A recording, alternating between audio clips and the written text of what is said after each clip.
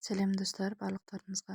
Дәмі өте күшті және шашырап пісетін палау айтатын боламын. Менде основной бір не жоқ, ана ноқат, мүйіз қосу керек. Мен ондай палауды онша өзім ұнатпаймын. Алғашында сәбіз, пияз, етін осылай турап аламыз. Менде маринадталған ет. Палауға майы көбірек болған жақсырақ болады.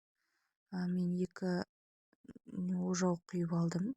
Және қызғасын, менде жаңа пияз көп салмадым, өйткені менде еттің құрамында да пияз бар. Біздегілер пиязды онша ұната бермегеннен кейін бірінші пиязды, сосын етті, сосын сәбізді, тұзын салып араластырамыз. Және біраз уақыт сәбіз өлгенше араластырып, үстіне мен бір сапар кесе су құйдым. Және 1,5 сағат қайнады. 1,5 сағаттан кейін күрішін 3 қайтара жуып, даже 1,5 сағат бойы күрішті бұқтырып қойдым да осылай салдым. Және мен астын қатты араластырған жоқпын. Астындағылар қозғалған жоқ. Менде жегін араластырдым да осылай көмкеріп бетін бұқтырып қойдым. Менде жай отта қойдым, барынша жай отқа мен 1 сағатқа қойдым. Сол кезде палауым шашырап жақсы болып шықты.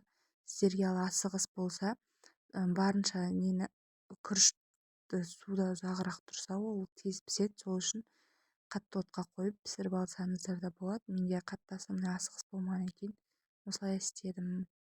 Жай отқа қойдым. Бетін жауып, дәл тағы қалдырдым 15-20 минутқа.